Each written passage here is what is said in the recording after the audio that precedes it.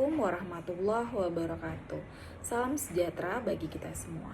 Perkenalkan, saya Desilia Selvida, Eskom Mkom dengan NUPTK 253 7767 668 230353. Saya merupakan dosen program studi S1 Ilmu Komputer, Fakultas Ilmu Komputer dan Teknologi Informasi Universitas Sumatera Utara. Izinkan saya untuk mendeskripsikan pernyataan diri dosen dalam unjuk kerja Tridharma Perguruan Tinggi PDD UKT PT pada bidang pengajaran sebagai syarat mengikuti sertifikasi dosen pada tahun 2026. Pada kesempatan kali ini, saya akan menjelaskan mata kuliah Logika Matematika. Mata kuliah Logika Matematika ini merupakan mata kuliah wajib pada program studi S1 Ilmu Komputer pada semester 1 dengan bobotnya 3 SKS dan menggunakan teknik pengajaran DIA, Delivery, Interaction, dan Assessment selama 14 pertemuan. 7 pertemuan diadakan sebelum ujian tengah semester dan 7 pertemuan selanjutnya diadakan sebelum ujian akhir semester. Mata kuliah Logika Matematika merupakan mata kuliah wajib program studi yang membahas dasar-dasar penalaran logis dan berpikir secara sistematis sebagai landasan dalam ilmu komputer. Mata kuliah ini memiliki peran penting dalam mendukung pemahaman mahasiswa terhadap algoritma, pemrograman, kecerdasan buatan, rekayasa pelangkat lunak, serta keamanan cyber. Pada video pembelajaran kali ini, kita akan pelajari materi pertemuan kedua, yaitu logika proposisi. Salah satunya yaitu penyusunan aturan rule-based system, filtering data, pengambilan keputusan. Capaian pembelajaran ataupun CPL pada mata kuliah ini adalah memiliki pengetahuan yang memadai terkait cara kerja komputer dan mampu menerapkan ataupun menggunakan berbagai algoritma ataupun metode untuk memecahkan masalah pada suatu organisasi. Sedangkan capaian pembelajaran mata kuliah untuk logika matematika ini yaitu mampu menerapkan ataupun menggunakan berbagai metode algoritma dalam memecahkan masalah suatu organisasi. Nah, setelah mengikuti perkuliahan ini, mahasiswa diharapkan mampu menjelaskan konsep logika proposisi, membedakan kalimat yang merupakan proposisi dan bukan proposisi, memahami kalimat deklaratif, serta menggunakan simbol dan notasi logika proposisi secara tepat sebagai dasar untuk mempelajari materi logika pada pertemuan-pertemuan berikutnya. Adapun materi yang akan dipelajari pada pertemuan ini meliputi pengertian dari logika proposisi, proposisi dan bukan proposisi, kalimat deklaratif, serta simbol notasi dalam logika proposisi. Penilaian pada pertemuan ini seperti yang tertera pada RPS, yaitu untuk UTS-nya akan diberikan bobot penilaian 3% serta tugas 4%. Baik, kita langsung saja menyaksikan video pembelajaran pada pertemuan kedua di logika matematika ini dengan logika proposisi. Terima kasih. Oke, Assalamualaikum warahmatullahi wabarakatuh. Waalaikumsalam warahmatullahi wabarakatuh. Selamat pagi adik-adik semuanya, udah makan ya?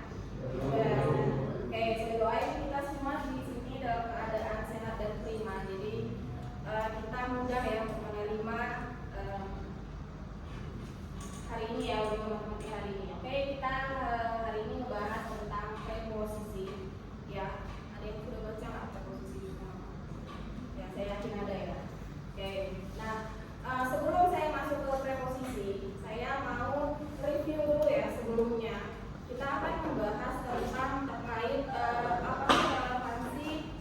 menghubungkan matematika dengan bidang ilmu kita. Ya, bidang ilmu kita itu kan ada mencoba learning, pemrograman, artificial intelligence, yang biasanya juga yang sekarang digandrungi gitu ya untuk buat skripsi itu adalah jaringan saraf tiruan. Bahkan sampai ke bidang ilmu jaringan saraf tiruan itu menghubungkan logika gitu ya. Ada yang tahu aja jawabannya apa relevansi kita di bidang ilmu komputer? Ada nggak? Ada nggak deh? Siapa kan? Tunjukkan nggak? Oke.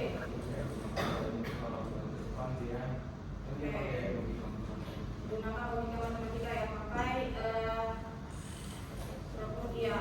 proposisi, tabel kebenaran dan kesimpulan gitu ya. Salah satunya juga ya, ketika kalian nanti membuat pemrograman ya pakai Python, ya kan ada if then else dan lain-lain, itu juga merupakan satu logika matematika, pengambilan keputusan gitu ya. Jadi itu relevansinya ya. Jadi jangan kalian berpikir ketika kita komputer nih ya kan, apa belajar matematika lagi? Nah ya, jadi logika matematika itu merupakan salah satu bidang ilmu matematika terapan.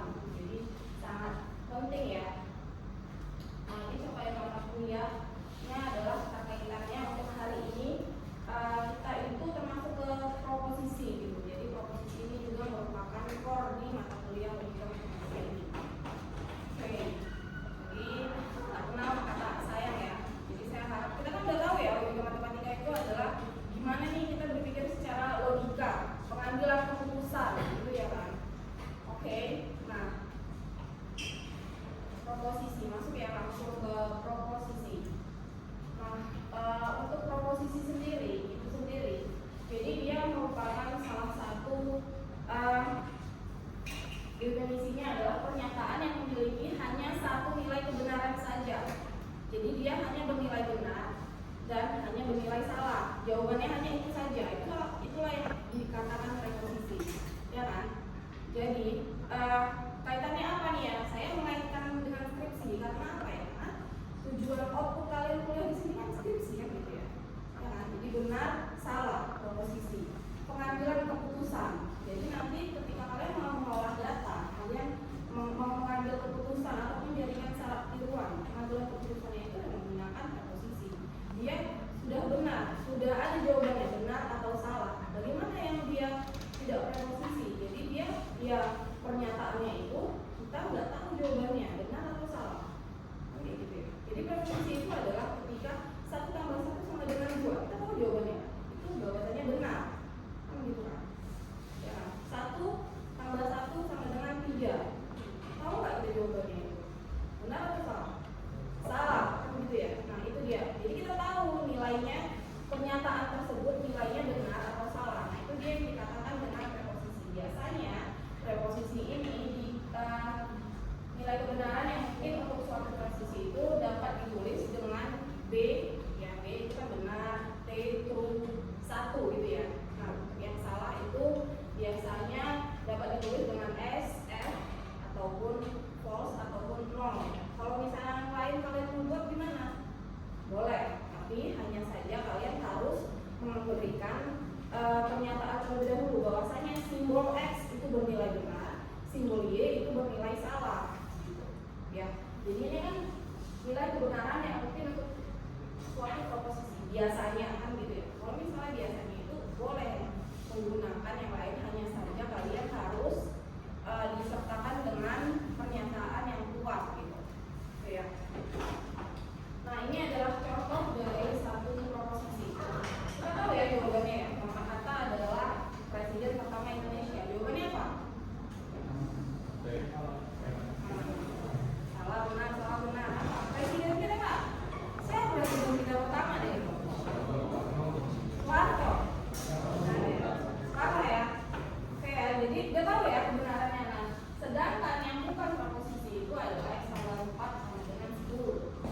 Nggak tahu kita benar atau enggak. Kita harus satu preposisi lagi, satu pernyataan lagi untuk mendukung dia menjadi satu preposisi benar atau salah gitu ya. Jadi dengan contoh beberapa contoh ini kalian sudah tahu sebenarnya yang mana kalimat preposisi, yang mana enggak gitu ya. Oke, nah untuk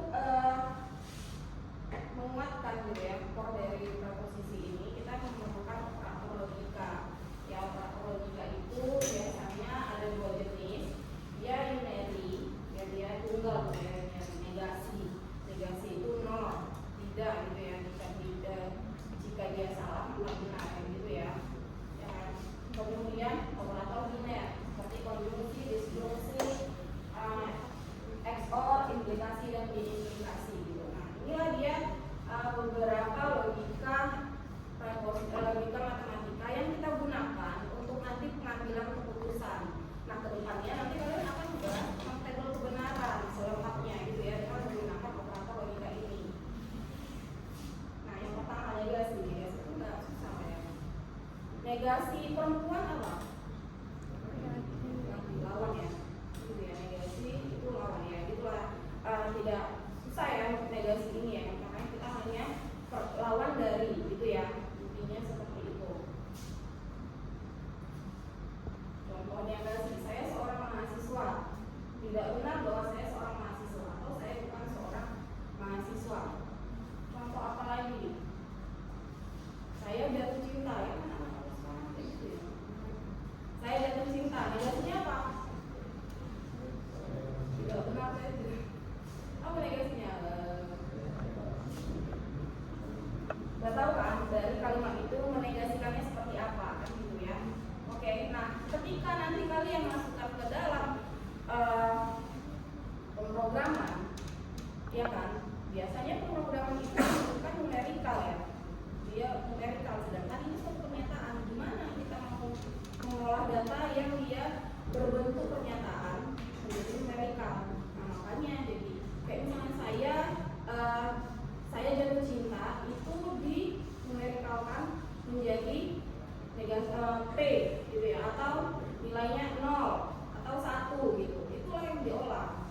Kalau numerikal kan dia apa ya? Misalnya saya jatuh cinta diubah menjadi, nah ini dia 0 gitu ya. Kemudian ada kalimat yang lain, jatuh cinta dengan dia kan kayak gitu ya. Nah itu jadi 1 gitu. Seperti itu. Nah itulah yang diolah oleh program kita, oleh sistem gitu. Oke. Konjungsi ini N ya. Konjungsi ini tadi kalau misalnya konjungsi ini biner ya. Jadi kan negasi biner ya. Konjungsi ini biner dia dan. Nah untuk dan itu saya kasih cara cepatnya aja untuk kalian hafal gitu ya. Ketika dia dua-duanya benar, bernilai dua-duanya benar, maka dia benar. Itu tabel kebenarannya. Itu konjungsi ya. Selebihnya dia bernilai salah untuk tabel kebenarannya. Itu konjungsi. Nah ini contohnya diberikan preposisi seperti ini ya. Yang pertama T, matahari terbit dari timur ya kan itu diubah ya. Kalimatnya matahari terbit dari timur itu menjadi P. Kemudian R, kucing adalah reptil. Kemudian Q, 2 kali 3 itu lebih kecil dengan 3,2. S, 2 kali 2,5 lebih kecil dari 5,2. Maka preposisi untuk P dan negasi Q adalah matahari terbit dari timur dan 2 kali 3 lebih besar sama dengan 3,2. Karena ini nilai kebenaran dari matahari terbit dari timur adalah benar. Benar nggak? Matahari terbit nggak dari timur? Dari utara. Nah ya, ini adalah benar dan nilai dari 2 kali 3 lebih besar dari 3,2 adalah salah. Salah ya, 2 kali 3 berapa? Ya, lebih kecil ya daripada 9. Maka nilai dari konjungsi ini, nilai kebenaran dari P dan negasi Q adalah salah.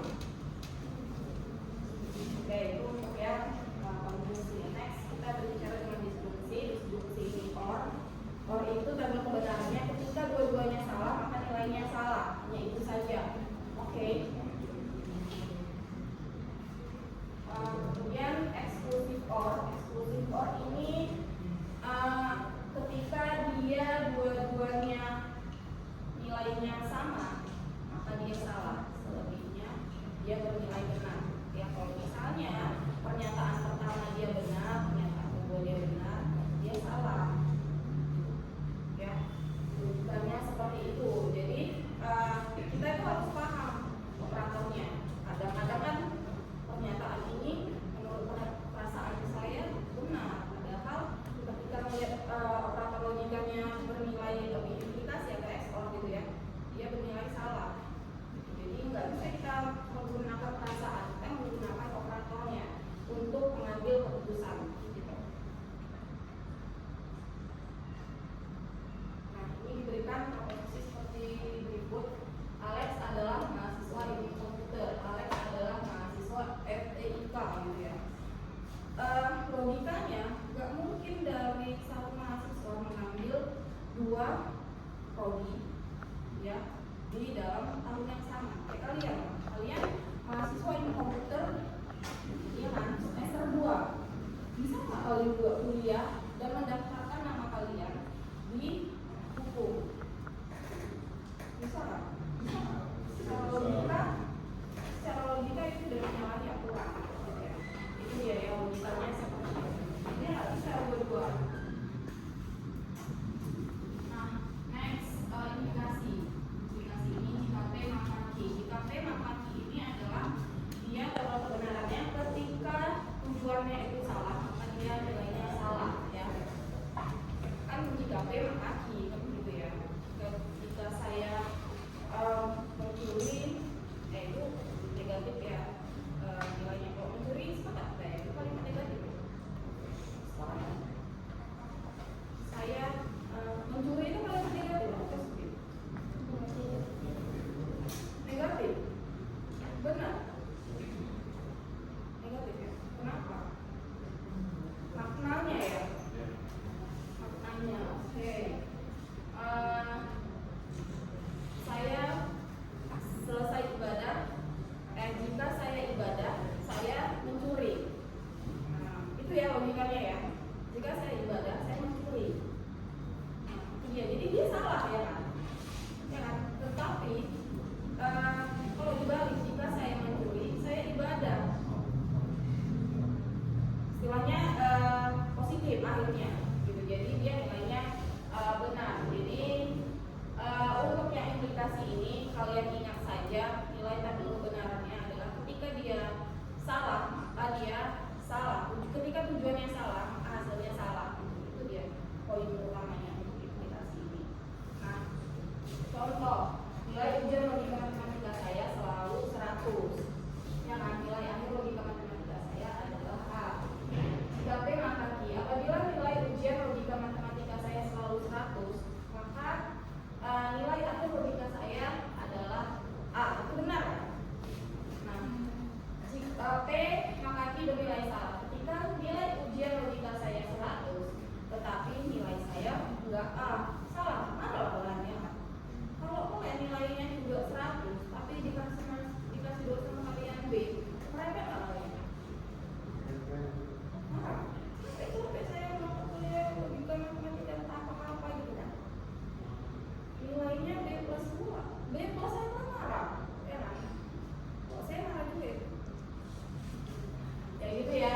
Jadi ini untuk yang indikasi. Ini ada juga posisi, converse dan inverse. Ya. Ini kontraposisi, converse dan inverse itu kalau misalnya kontraposisi dia dinegatifkan kemudian dibalik. Yang JKP Makaki maka kontraposisinya norti maka norte itu ya yang kontradiksi. Sedangkan yang converse adalah dibalik saja tapi tidak ada normnya, namanya dia converse. Dan inverse itu adalah negasi saja, jadi dua-dua nilainya negasi tapi tidak dibalik ya, paham ya? Jadi kalau posisi converse dan inverse ingat aja kalau misalnya kontra aja kontra ya, kalimat kontra itu kayak mana? Kalimat yang dia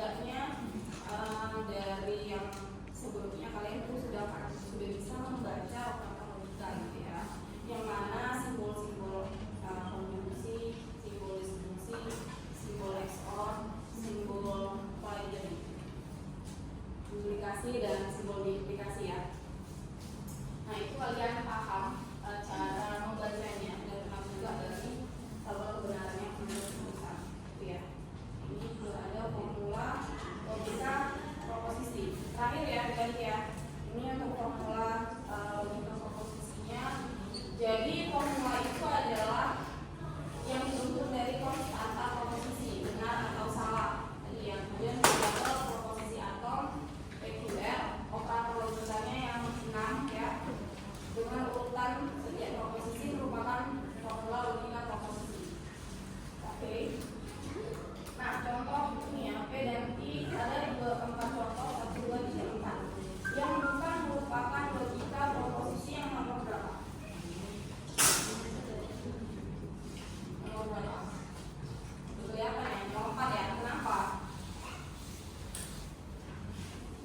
Kenapa nomor 4 bukan logika proposisi? Kenapa? Kenapa deh?